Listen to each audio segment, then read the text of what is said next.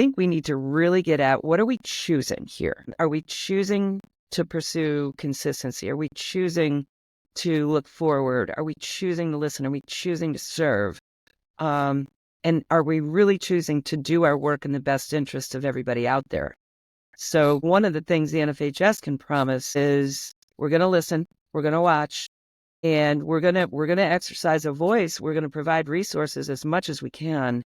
And sometimes we're going to use a voice that's a little edgy when we feel like we don't see the level of support out there that officials need. We may not be able to really slap a wrist, but we can certainly execute a voice that's evidence-based, that really is about those in the profession.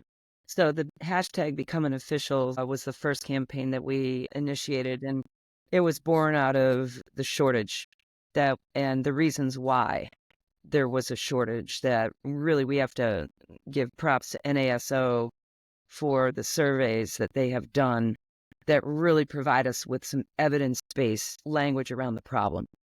We're losing officials at every level. And within their surveys, you can go into great depth about why officials might choose to leave or avoid the profession. People would avoid it altogether. So we thought as the NFHS, we need to do something about this because we have the infrastructure with state associations, links to schools, partner with NIAAA, other organizations.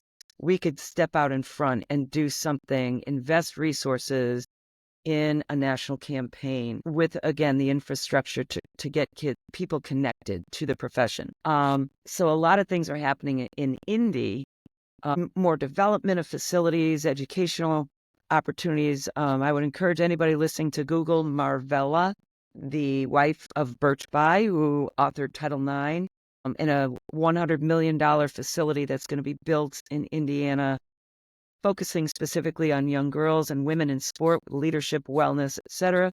So things like that are emerging in the city. For the NFHS, we're excited about, of course, when participation numbers are solid and good stories are being told, we're excited about that. Our relationships with other sport organizations from the professional levels on down to the grassroots youth levels are strengthening. And now, Episode 9, Letter I, Interscholastic. Join hosts Dana Pappas and Nate Acosta with special guest Dr. Karissa Niehoff on the From A to Zebra podcast. Welcome back to the From A to Zebra podcast. I'm Dana Pappas, back with my co-host Nate Acosta. Today we bring to you a very special guest who happens to be my boss. Yeah. Technically, since you're my former boss and she's your boss, kind of my boss too, right? Absolutely. I think it's like step parents or so. I don't know how it works, but I think it's definitely in that line. Yeah. For Nate, checks in the mail, sir. Checks in the mail. My step boss. Step boss. Yes. That's All perfect. Right. On today's episode, we are covering the letter I, and our guest will be talking with us about the word interscholastic and the important role that officials serve in education-based athletics. Our guest today is the one and only Dr. Karissa Niehoff. She is the CEO of the NFHS. So Karissa, just to start out, tell us a little bit about yourself, how long you've been at the NFHS, and kind of what you did before you arrived in Indianapolis to serve as the CEO. Certainly. Thanks, Dana. Thanks, Nate, for the opportunity to be with you today. And hello to the listeners out there. I am in my 7th year as CEO of the NFHS. Prior to that, I was just blessed along the way, like so many of us, to meet the right people, have the right opportunities. I always wanted to be a teacher and a coach. So went to college and became a Latin teacher, a PE teacher, and coached many sports at the high school level. I was also a Division I field hockey player, so I was able to, again, meet the right people and get affiliated with the U.S. OC at the time and serve on the education committee for the Olympic Committee right around the Atlanta Games. So I was able to meet a lot of folks out there in the international sport community from an educational perspective. So really was able to strengthen my lens and my experience on the importance of growth and development in sport, not just about the elite pathway to winning, but about really the engagement piece and the lifelong value of the connection to sport and really an international appreciation for what sport can do for society. While I was working in a school as a teacher and a coach, I was also being able to experience this at an international level. I continued my educational pathway all the way up to pursuing my doctorate. And along that journey, I was able to serve as a middle school assistant principal, still recovering from that, by the way, and then a high school principal for a number of years. And then in 2010, assumed the position of executive director of the Connecticut Association, which was pre-K-12 principals, athletics, performing arts, student leadership. It was kind of everything in the second half of the school day, as well as the academic part of the school day. In 2018, I was privileged to be selected to serve as CEO here at the NFHS. The years have flown. The privileges have been many. And most importantly, the people along the way have been incredible. So for our listeners, not a lot of people know what the NFHS is.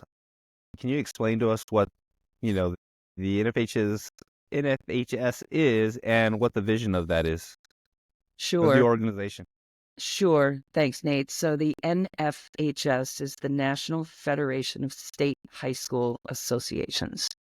So wherever a listener may be sitting, they have in their state an organization that executes high school championships in sports. And in about half of the states in the country, they oversee the fine and performing arts. All of those state associations belong to the National Federation. And I'll use NFHS as the acronym because it's just quicker and we'll save everybody time. It's the brand that we choose to use. So the NFHS has been around for 104 years, and it was founded really based on the concern of protecting the high school interscholastic sport experience. 104 years ago, high school principals were concerned about recruitment, academic eligibility, and the difference between what was emerging as a collegiate experience versus what was supposed to be a formative experience, and that was for high school student athletes. First state associations were formed even earlier than the NFHS, and then the group got together and said, we need a national sort of mothership, if you will.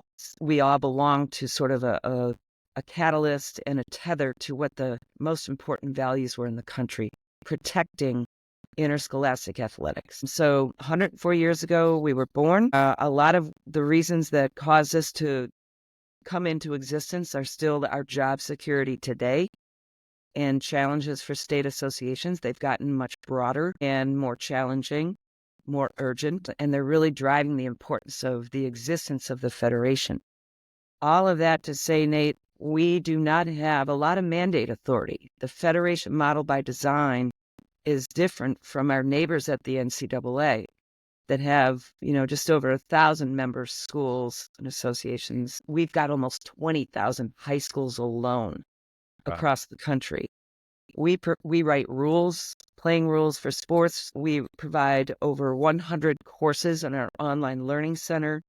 We have, most importantly, our membership associations, our officials association, as well as our coaches association, and we keep the membership connected. We are constantly coming up with trying to be forward thinking with resources, opportunities to gather and really focus on the future and really protect those folks that work with our kids.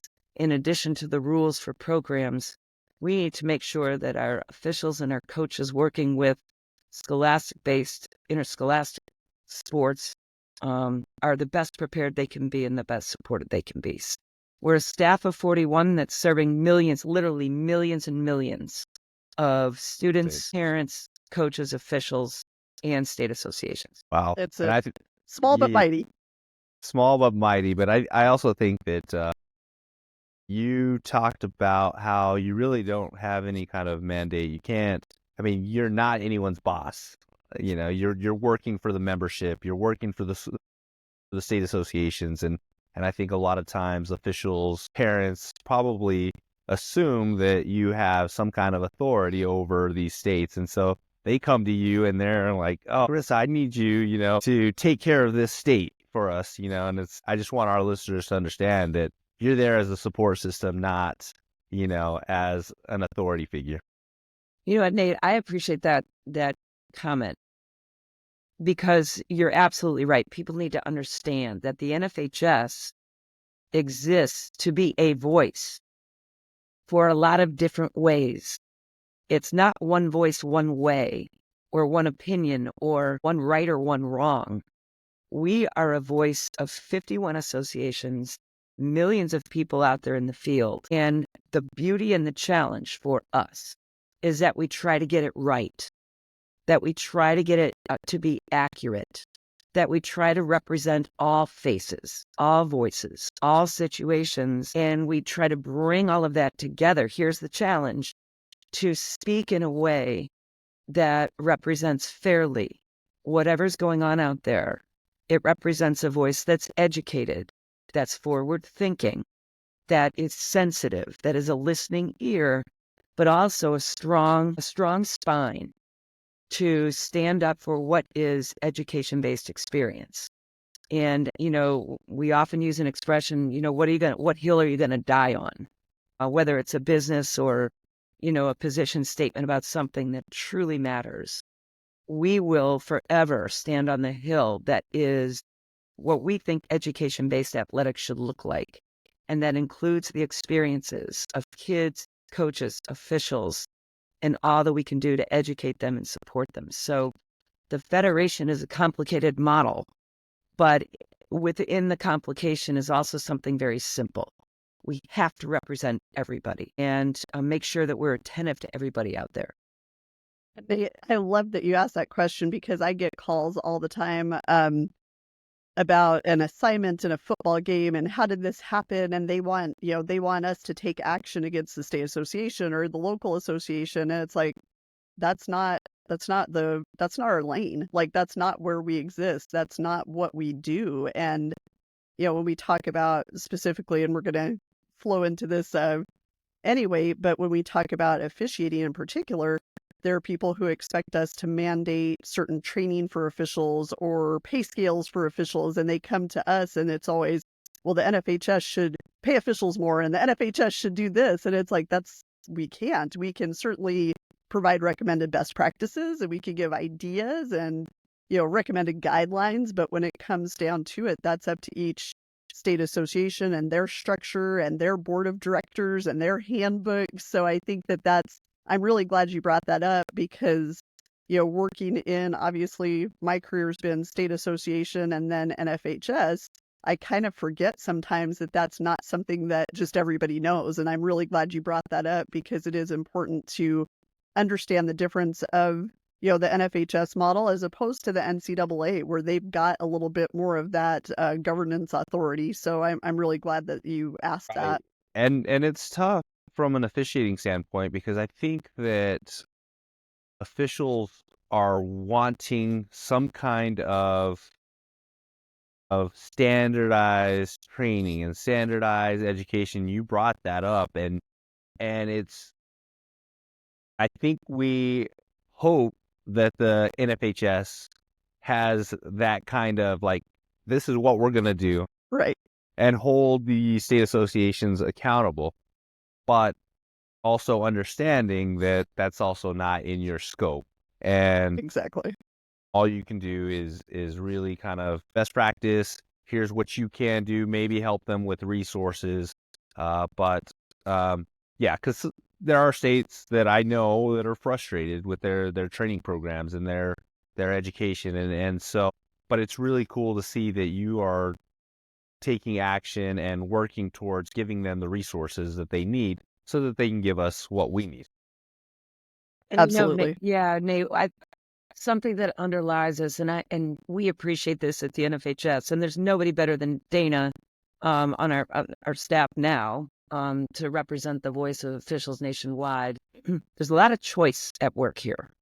So when we talk about consistency, collaboration, and if there's frustration happening out there, I think we need to really get at, what are we choosing here? Are we choosing to pursue consistency? Are we choosing to look forward? Are we choosing to listen? Are we choosing to serve?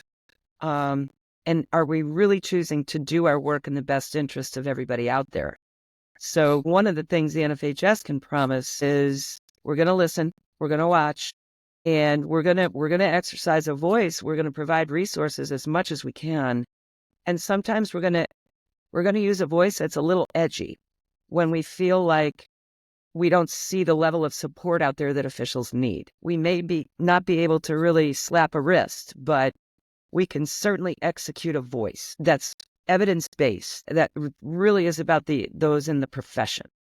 So we hope that we can spur choice that is forward-thinking and in the best interest of whatever membership we're talking about there in any of our states across the country. That was well said, Karissa. So we've talked a little bit about this, but obviously the NFHS works specifically with education-based athletics and activities. Now we're going to get right into the officiating and the letter of the day and the word of the day, interscholastic. Can you talk a little bit about the importance of the role of officials in these interscholastic education-based sports? Oh my goodness, absolutely. And I'll enter into my remarks by saying the role of officials at any level of athletic activity matters. And I think the profession is misunderstood. It might be the most misunderstood profession in the realm of sports. It's certainly the most criticized, and when should be appreciated is probably, not appreciated, and just kind of, we forgot they were there. I think from an interscholastic athletic perspective, the purpose of these sport experiences is formative. It's not performative. And we've lost that paradigm, different from collegiate, different from professional. Interscholastic athletics is supposed to be a formative experience. That being said, the role of the official should be appreciated for the role that they can play in helping to educate kids about what just happened, to model for kids and coaches and parents and fans that here's how we execute rules. More than, I would say every time I'm at a high school contest, and this has been for years, I witness high school officials interacting with kids in a stop-play moment where there's an explanation and it's kind. There's a gesture of support. There's an interaction with a coach, and it's an education-based interaction. So I think what we forget is the officials are a team out there that serve alongside coaches and hopefully alongside positive fans in the stands to help kids experience what they're going through with a notion that we're going to learn. Yeah, it's going to be a win or a loss. It's going to be hard.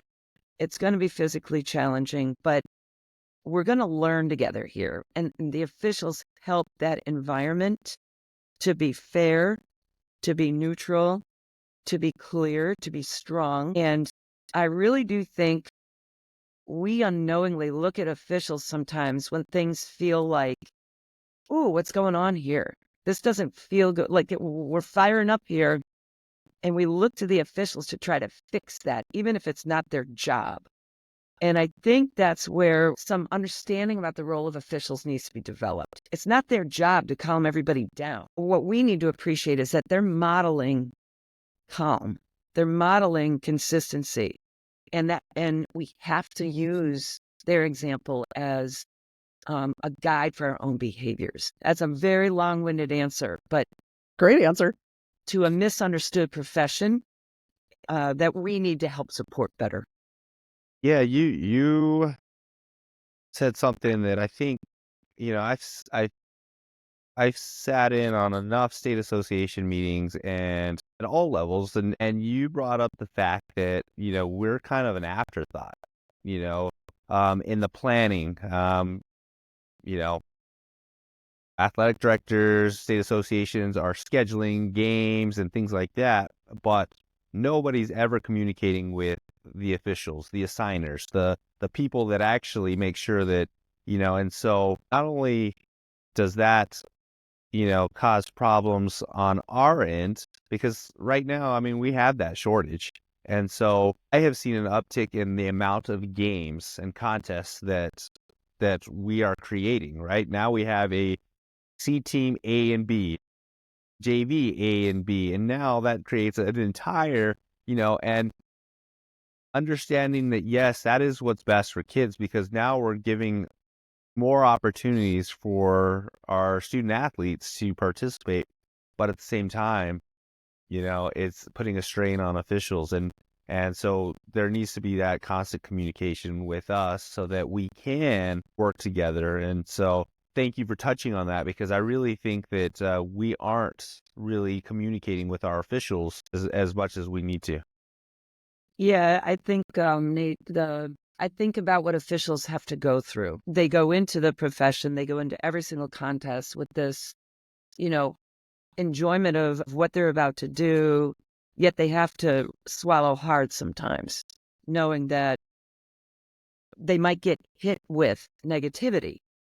And I think sometimes we show up as fans or parents or coaches or ADs or kids, perhaps to a lesser degree, like, who are we going to get when they show up with, what are we going to get hit with?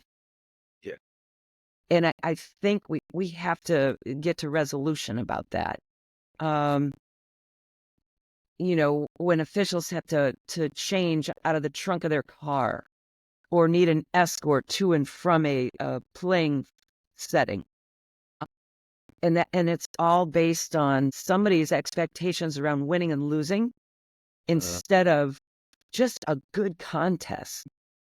And without officials, we wouldn't have that, period. So the messaging around the role, to go back to an earlier question, I think we need to amplify it, clarify it, be a little more edgy about it, and be more grateful. That profession's not easy. Putting on those stripes, not easy. But they're so proud to do it. And Absolutely. so the gratitude is absolutely absent in a lot of situations. I love that you said that, Karissa, because one of the biggest things for me is recognition of officials. And there are some states out there that are doing amazing things with not just Officials Appreciation Week, but throughout the year. And then there's other places where that's kind of absent. And that's something to me that's such low-hanging fruit. Like that's easy. It's easy to do things. It costs zero money to do To say things thank that, you. yeah, to say thank you and to show as a state association, to show as a national federation that, hey, we support you and we thank you for what you're doing. And as an extension of that, we thank your families for what you're doing, because they're supporting you while you're out there missing dinner and missing birthdays and all of that other stuff. So it takes $0 to just be kind and to say thank you and to have somebody greet your officials at the door when they arrive on site, instead of, again, officials show up at a game and everybody can tell the three people with the roller bags are probably there to officiate. So now you've got three people wandering around the halls of a school they've never been to before with no one there to help them. So I think that aspect of just that recognition and that gratitude is, we talk about the hills we'll die on. It's a hill I'll die on, is support your officials, recognize your officials, and let them know that they're appreciated, and make sure that your actions are backing up those words of gratitude. If you just say thank you and then you're the one yelling at them in the stands, Yeah. your actions and your words don't match. So I think it's Yeah. just a lot of that when you're going, okay, so you greeted me and you said thanks, and then you were writing me for the entire duration of the game. So actions have to match your words. And one of my favorite things as an official and as somebody that's been doing this for about 20 years plus is thank you for being here. Holy cow. Like, you want to talk, like, That's easy. it doesn't matter what happens in that game and that contest. When I walk into that gym or that arena and I hear thank you for being here, it doesn't matter what happens the rest of the time. I just had the greatest experience because, you know what, I'm appreciated and I'm there and they're thanking me for being there. And so that's, to me, it costs $0 to say thank you and make a veteran official feel good. So the NFHS has developed a few social media campaigns, and obviously we live in the world of social media, and that's kind of how we get our messaging across. Hashtag become an official, hashtag bench bad behavior. Can you talk about why the NFHS felt these initiatives were important? Absolutely. So the hashtag become an official was the first campaign that we initiated, and it was born out of the shortage and the reasons why there was a shortage. That really we have to give props to NASO for the surveys that they have done that really provide us with some evidence-based language around the problem. We're losing officials at every level. And within their surveys, you can go into great depth about why officials might choose to leave or avoid the profession. People would avoid it altogether. So we thought as the NFHS, we need to do something about this because we have the infrastructure with state associations, links to schools, partner with NIAAA, other organizations. We could step out in front and do something, invest resources in a national campaign with, again, the infrastructure to get people connected to the profession. So over the years, I think it's been effective. We're starting to see, we had the real scare during COVID about loss. And now, and Dana can report this, certainly the uptick in the numbers of officials that are coming back. And we would like to think that our national campaign for years now is really starting to make a difference, because it's getting people engaged, connected with folks they might need to work with in their respective states, connection to educational experiences, and those organizations that can support them. So we started that campaign really because we knew we had to do something about the shortage. And it continues to evolve. The Bench Bad Behavior campaign was born literally when Dana and I were sitting at one of our first consortiums. It really was. We were literally sitting next to each other and I said, was you know there. what they're talking about? Behavior. Yes, you were. And by the end of that consortium, she and I looked at each other and said, we've got to do something about this. So out of that concern was born hashtag bench bad behavior. So in working with the 360 group here in Indianapolis on a number of campaigns, they are wonderful. They listened to us. They helped us with the hashtag, and they said, you know what, guys, you got to be more edgy. We're going to get at this thing. We're going to go right at the hard stuff. And that campaign has gotten so much traction. In fact, national governing bodies are using their own logo alongside ours and we're fine with that, by the way. Anybody can use this campaign. Slap your logo on it. Great. So national governing bodies international Olympic sport groups are using this. Youth sport groups are using this. Certainly our state associations, officials organizations, and we're getting a lot of great feedback. Keep it up. Alongside of that is emerging now, and Dana can certainly speak to this as well, the need to sort of simulcast, not just attacking what's bad, but looking at what's best. So we've got the bad and the best. So where are some really solid examples of correction or best practices, recognition? Where are things happening that are really positively solid? So that we can say, rather than this horrific stuff, let's celebrate what's going on out there that's best. And Dana, I'll pause there because we're having ongoing conversations in the office about that. Yeah, for sure. And I think, we had started in August of 23, we had started the What's My Why initiative, which was really, Nate was actually helpful in that. He helped with preparing all those videos. So anybody who was wondering where those were coming from, it was actually Nate. So we got some outside help for that. But the What's My Why was really an attempt to flip the script a little bit because, we know the difficulties. We know that there's bad behavior. We know that there's officials who are getting assaulted. But when that's the only message, that becomes really difficult to bring people into the avocation. So What's My Why was an opportunity for officials from across the country to tell their story of the 99% of what's good about officiating, because it truly is about 99% of what officials do is positive and great, and giving back to sport and staying involved with something they love and being ambassadors of their communities. So What's My Why was really the first attempt to flip that script. And we're trying to do more and encourage states to do more of highlighting officials in a positive way and humanizing officials in a positive way so that people understand who they are. They're not a bad guy in stripes. They're somebody who is likely taking time off of his or her job to go work a game for kids that aren't even theirs. So, over my years working with officials, which hard to believe it's been almost 30 now, having conversations with people who would call, and even now, and say the officials cheated. When you think about the logic behind that, it doesn't even make sense. You have somebody who is losing money to go work a game potentially to cheat against a bunch of 16-year-olds. Like, when you talk it out, it's the most ridiculous thing ever. But trying to get people to understand, these officials are your town librarian. They're the person who works at the grocery store. They're a law enforcement officer. They're an engineer. They all have other jobs and other lives and other responsibilities, yet they choose to go do something good for your community. They are ambassadors in your community. So to treat them with anything less than respect, to me, is just unacceptable. And yeah, officials are going to mess up.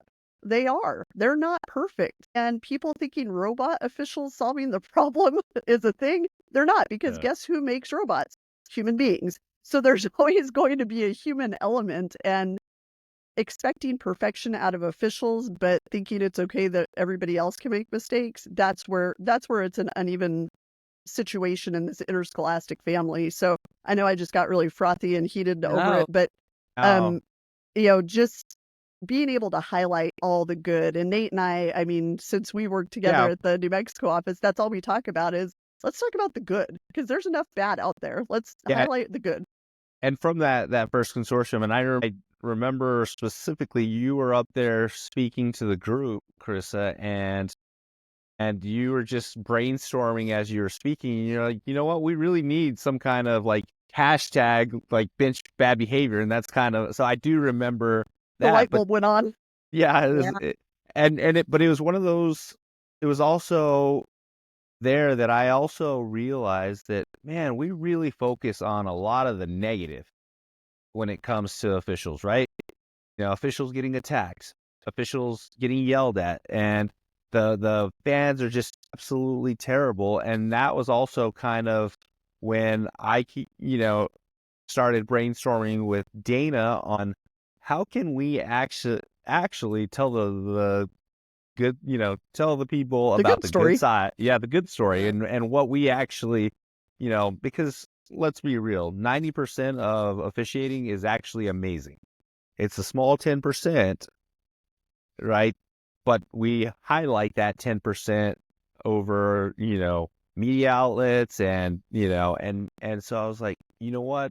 From here on out, I will never post another negative thing about fans, about a situation, and we see it. I see all the posts. It's like official gets attacked in Utah or Texas or New Mexico, whatever the case may be, and I refuse to repost that stuff, because all it's doing is bringing a negative light to something that's 90% positive. And so from that first consortium, that was kind of how Dana and I started talking about what's my why, and hey, let's tell the story of why officials are who they are and what they are, because you're right, there's so much more to us than putting on the stripes. We're fathers, mothers, brothers, sisters, sons, daughters, who have a life outside of this, and chances are, we're holding the door open for you at the market, and you've thanked us there, but you're not going to thank us on the court. So yeah, so that consortium was a huge experience. It was a huge thing, I think, for a lot of people, and so thank you for allowing Dana to be able to host something like that. And things like that need to continue to happen. They do. Absolutely, Nate, and they will. You have our promise about that. I mean, I've often thought, what would it be like if before a game started and you have your sportsmanship pledge, everybody was asked, raise your hand if you're human, and everybody would have to raise their hand. Okay. And hopefully that would settle in and maybe kind of sink in a little bit. And of course, we won't do that, but officials have names. Officials have families, everything you all talked about. And I think that will continue to drive the storytelling and the celebration of the role that they play and the careers that they have and the way that they give back. Even if they don't wear the stripes anymore, they still give back in terms of educating others and mentoring others. And we have to talk about the whole profession, not just the contest. Absolutely. So that kind of segues into the next question, Karissa. So from your perspective as NFHS CEO, what are some priorities that maybe state associations, local associations, and other leaders in the officiating industry should have with regard to officiating? So I think first and foremost, because things look very different from state to state, I think we all need to sort of embrace this acknowledgement that for the profession, we need to collaborate. And should there ever be a sense of silo or territorialism, who owns assignments? Who owns education? Are we actually working with the wrong mindset such that it might be a detriment to supporting the very people that we're working for and getting paid to serve, quite frankly? So let's take a look at where there might be some misguided sense of who's in charge and try to embrace in our best capacity a way to work together to strengthen the official's experience from an assignment perspective, communication, education, support, all of the components that make us good, better, best. And working with state associations and working with schools and then communicating even back up to us at the NFHS. What can we do to support you all out there and really tell that story better? So I think the first thing we need to do is collaborate and make sure that no one organization thinks that they own this thing. Collaboration will lead to a lot of things around the official's life. So I think starting there for states, really making sure, do we even know our assigners? Do we know one another? Are we supporting our officials? Are we educating them? Are we listening to them? Are we setting up opportunities for professional fellowship so that we know what might be needed as opposed to just game evaluations or surveys? I think coming together face-to-face is important. So all of that, I think, falls under the realm of collaboration with intent. So I would offer that first and foremost for states. And then collaboration is huge. Because, we see it at local levels and even just small groups. People get very territorial of, no, you're not going to train, I'm going to train. And it's not your job to do this, but it's your job to stay in your lane and you assign games, I educate. And we see that from the bottom all the way to the top. And we need to do a better job of just collaborating and actually looking at the big picture. And Karissa, you said two things that right away kind of sent little shockwaves through me. So one was the need to support officials, and the other was the need to educate officials. And very recently, I was having a conversation with a friend of mine who officiates, and we were talking about, support and education of officials and how sometimes that education gets minimized by an association, and how, well, we want to create an easier pathway for officials to reach the state tournament, or we want to create an easier, well, who wants easy? The kids are practicing, the coaches are out there coaching their kids in practice. Why do we want to eliminate? We want to make officials better, but we also want to make sure the officials are supported, that they know that they have people who have their backs. And I think that, we know that some of the issues with officiating include sportsmanship, but there's also, like you were talking about, the assigner aspect. We, at the first consortium, I think we decided we could have a consortium just about assigners, because there's some issues there. But I think that when we start doing less for officials or thinking that officials need to take care of it on their own, Like, okay, you're already doing this job of officiating, but now you're responsible for your own training and you're responsible for your own education. That's not fair to the officials. Like, what can we give them for everything that they're giving us? So that continues, as you said, support and education. I was like, boom, boom, because those are two things that I think are huge for state, local.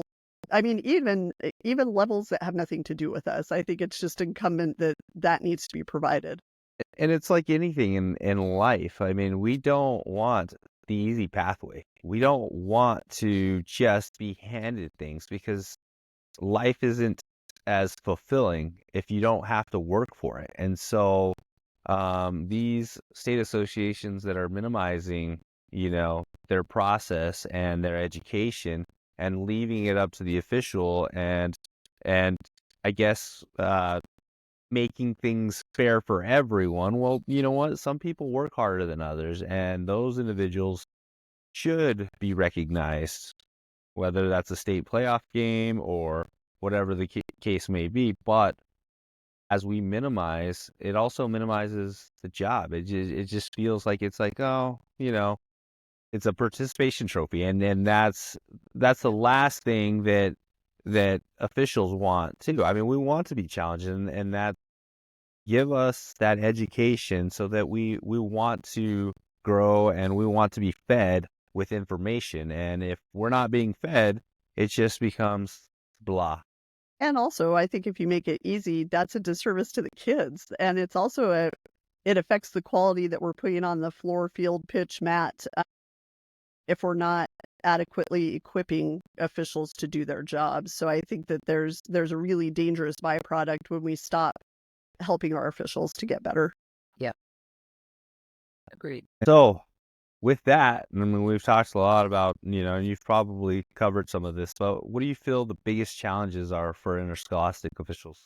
Oh, there's a lot of attention on behavior. We're getting at that. And I think our society has an issue with behavior, period. So there's a lot That's of things true. we need to do to get at that. Because I think what shows up in a gym or the field or the mat is really coming in from the outside. So I think behavior is something that's definitely, in our windshield about things we need to do. I think another challenge is maybe a shift in camaraderie. I think years ago, officials, they'd get their assignment and they'd maybe call a colleague and say, hey, you want to ride together? Or after the game, let's go and have a burger and debrief. I think there's more urgency in what we do, a lot more to be doing in life in general. And I think a challenge could be that it's a lonely profession. Unless we do a good job supporting mentorship opportunities, and maybe that's not happening in the car ride together anymore. But there's another place that mentoring and camaraderie can happen. So I think just personally, that could be a challenge. I think payment's always going to be an issue. We'll always wrestle with that. And I think that is in part born out of resources we put into school athletic programs to begin with, which is far less than what they need to be. So paying officials, I think, will always be somewhat rooted in just resources that we have. And that's a bigger conversation with, again, collaboration with other groups. So I think the human challenge is the camaraderie piece and the mentorship. I think professionally, there's the education and just looking at the value of the profession and the salary that we put into the profession.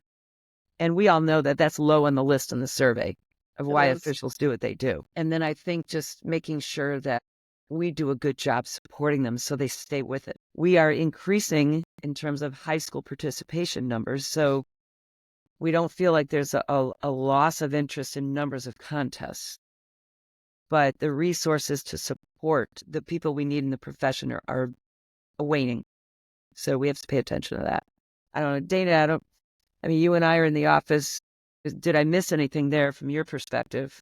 No, I think those were spot on. And we're working right now in our department of Officiating Services on a video specifically about mentorship and the importance of that in officials, because one of the biggest reasons people either don't ever get started or because they leave is because of that lack of somebody that they can connect with. So, there's many times where an official will go on a website and it's become an official. So they click on the become an official and it takes them directly to a link where they have to pay $75. And they're like, well, what am I paying for? Like they have no idea what they're doing. Instead of it being become an official and hey, here's a network of people you can contact to talk about, or here's a form that you fill out and somebody actually picks up the phone and says, hey, Nate, I see that you're interested in becoming an official. Let me walk you through that. Let me tell you where you can buy uniforms and tell you why you're paying a registration fee and what does that fee provide you. And hey, you have to go to these meetings or whatever, instead of just this impersonal, I'm going to click and now we want money from you. So that mentorship element is huge. I mean, Nate and I talk all the time about the people in our lives who have mentored us, and neither of us would be where we are professionally without those people. And I think that they can't be understated. We can't forget about first of all, we can't forget about the foundation set for us and who came before us. And we need to make sure those people are still honored and that we remember our roots a little bit. But secondarily, we have to make sure that the whole concept of mentorship, it doesn't have to be a formalized program, really. Just finding those people who are willing to spend time with a new official to show them the ropes, the business side of officiating. What does this mean from a tax perspective? There's so many things that officials just don't know, and they don't know what they don't know. They don't know what questions to ask when they're first coming in. So I think the mentorship element, the fact that you're right, Nate's a guy who used to go to what we called in New Mexico four bangers. It would be 2 JV, 2 varsity basketball games. He'd get in a car with a veteran crew.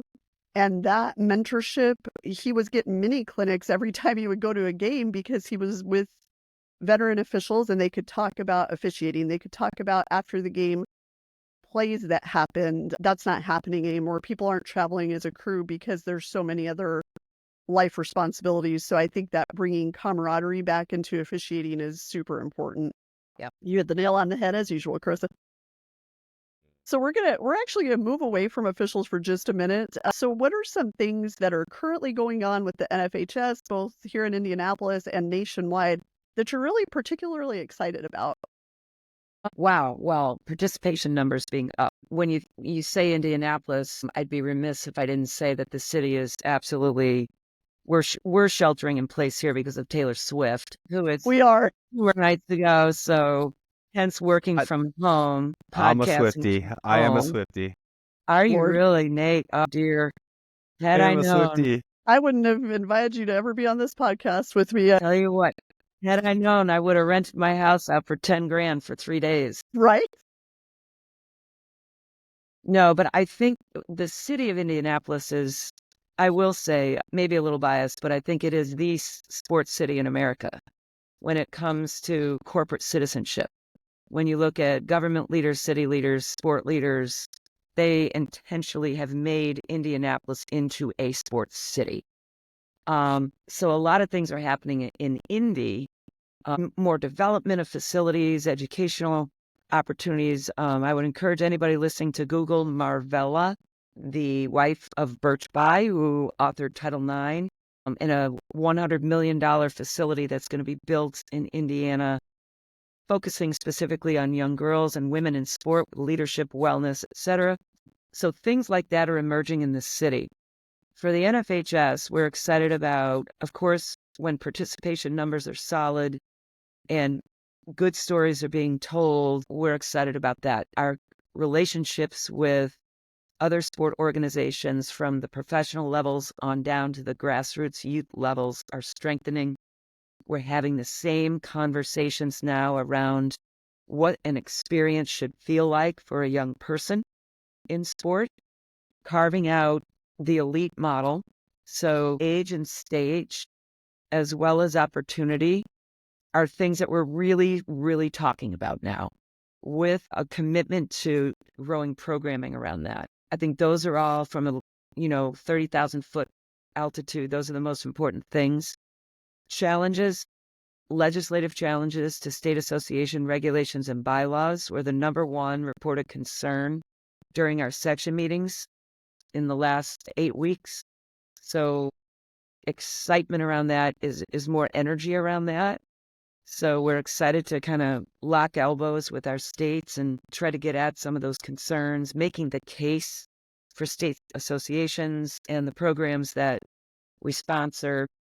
And that to me is exciting, even if driven by concern. And just really excited about opportunities to talk about the profession and do things like this, get the voice out there, representing people and celebrating the good stories. And we have a staff of 41, all two-way person, deeply committed to doing this work. And it's a lot of work.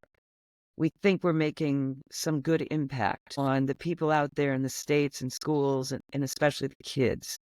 So continuing to grow, continuing to look forward, continuing to learn, continuing to listen, and all that driven in a service. So I think the NFHS is excited about a lot of things right now, as is the city of Indianapolis. Yes, it is.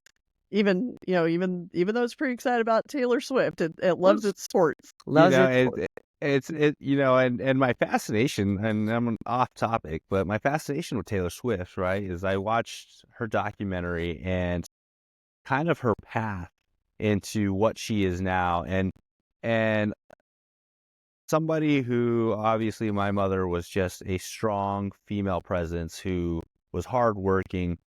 And so I've always connected with strong women in leadership. Getting to work with Dana, getting, as Violet Palmer being one of my coordinators, and so just that journey and that strength in that women in sports, it has not been easy. And so to be able to see, and Karissa, for you, being the CEO of the NFHS as a strong female leader, it's really cool to see. And for somebody that's,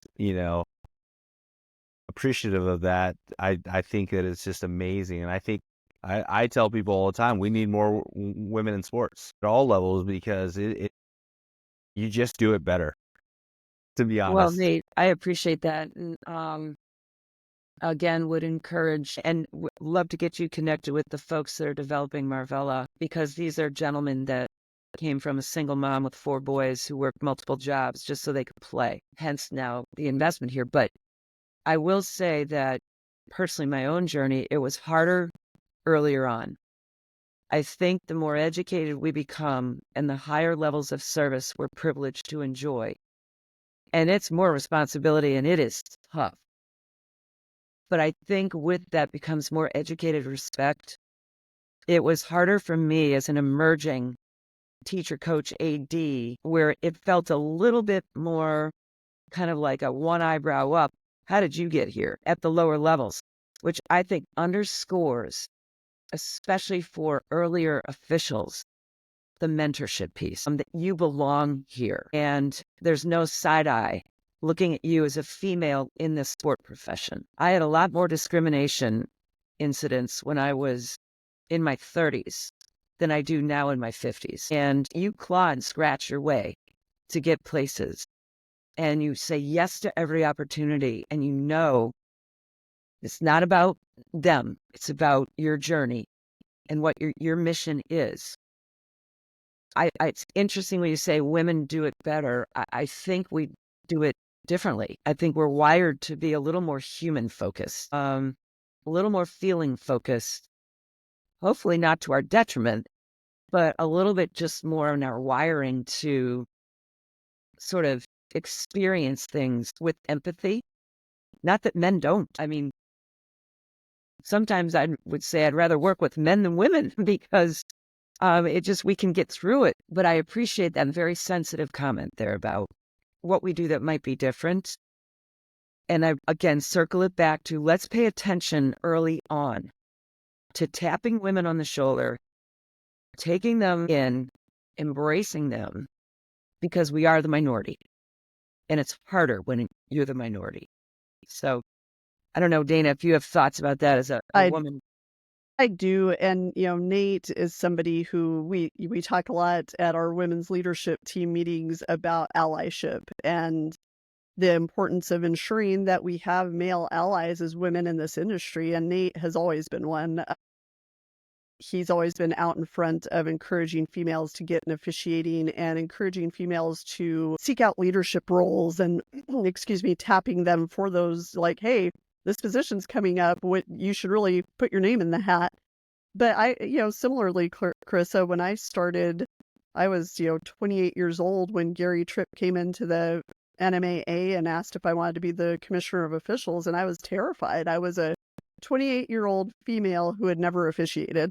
And I was like, I don't think you want me for this job. And I had so much self-doubt. But Gary saw something in me that I didn't even see in myself. And all these years later, I guess it worked out okay. But, I remember, and I tell this story a lot, my first NASO summit was in 2004. I had just gotten the job as director of officials. I walk in, it's in Washington, D.C. I walk into this huge conference room, and I could count 2 other women in that room.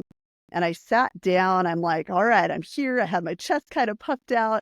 And this man in front of me turns around and he goes, well, it sure is nice that they're letting their secretaries come to these things.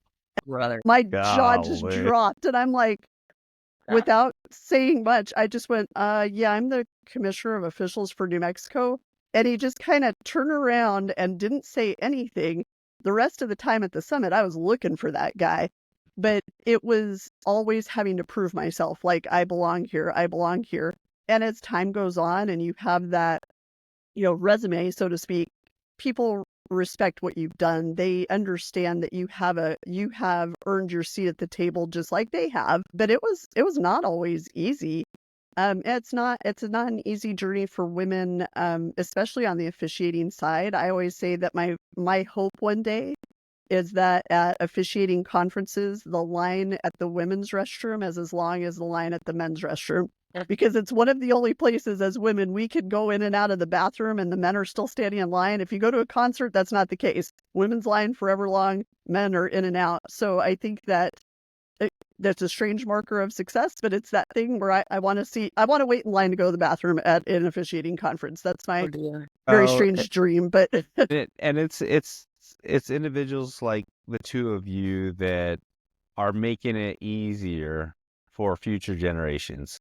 And it's really cool to see. I mean, I guarantee you there is not another commissioner of officials that has gotten that comment since Dana got that comment, right? Yep. And that's the change, and that's the progression in sports, and so just really cool stuff. And so thank you two for kind of paving the way for other women to be able to do what you do. No, it's an honor. And I think Karissa and I are both the type that, I think I can safely say this for both of us, when we got through the glass ceiling, we realized our responsibility was reach down and pull other women through it with us. Unfortunately, sometimes people crash through and then they put another sheet of glass. That's not what we're about. We definitely want to bring the next generation through, because I don't want people to feel like they can't be leaders in sport because of the fact that they're women. There's a place for all of us. And as girls' participation numbers keep growing, they need to see women in leadership roles. They need to see female officials. They need to see female head coaches and athletic directors and athletic trainers, because they have to understand that it's possible for them. If they look around and all they see are men, they're not going to know that it's a viable option for them. So I think that that's something. I always talk about that concept of homologous reproduction. That's what that is making sure that we see other people who look like ourselves so that we know what's possible for us. Agreed, Dana. Absolutely. All right. So Karissa, just kind of a final little question. So we have a mission every week on our From A to Zebra podcast to educate, elevate, and excite. What are some things that the NFHS membership can do specifically to elevate officiating throughout the country? I think it's messaging.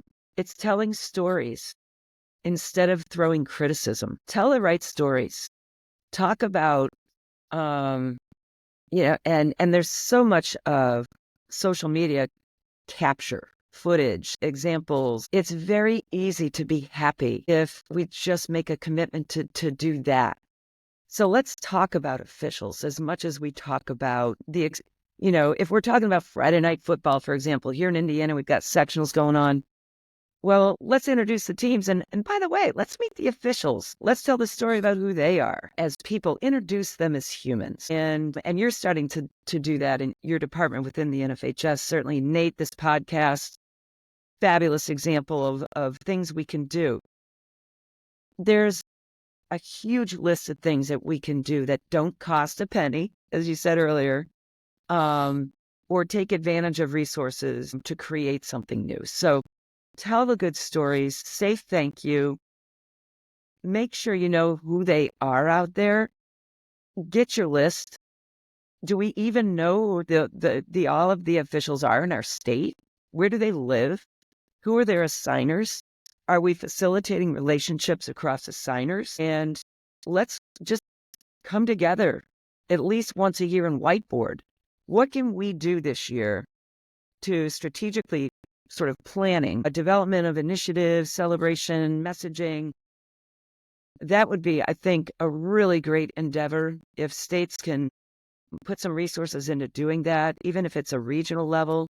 What's some strategic thinking around elevating the profession? Those things are not hard to do. All right, Karissa. So here's your State of the Union, your message to the officials. What do you want to tell them?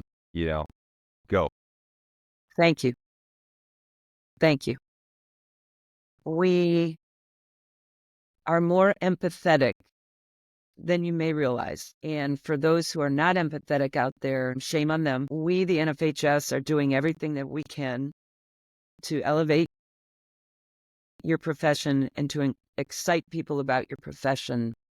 And we endeavor to learn more from you. Please know you have a supporter in us. And if there's anything we can do, your ideas are welcome. Your feedback is welcome. And just know that we will be your champion for this profession and not working alone in this. We seek relationships with others to strengthen that champion effort, to support all of you as officials at every level. Thank you. That was good. I liked it. Yes. Dr. Karissa Niehoff, my boss, an 8-step boss, my thought partner. That's one of Karissa's things. She always says, I'm not your boss, I'm your thought partner, which I always appreciate. Thank you so much for spending time with us and talking about officiating and, for making me part of the NFHS family. I was part of the family at the NMAA for, a quarter century, and working at the NFHS and having the opportunity to come across that bridge every morning is an honor. It's meaningful, and to be able to work with you and our wonderful staff and to really have the opportunity to advocate for officials across the country has been, the greatest honor of my life. So thank you for that. And thank you for supporting what we do in the officiating services department. And it goes a long way. So thank you for that. Thank you for our time. And Nate, want to close us out? Yeah. So again, thank you. Can't thank you enough. But thanks again for joining us. Check us out on our socials, Facebook, Instagram, X, and find episode recaps and previews up for upcoming episodes. See you next week.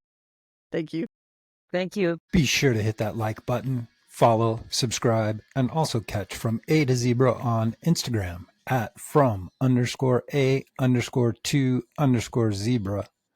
Facebook, From A to Zebra Podcast, and on X at From A to Zebra.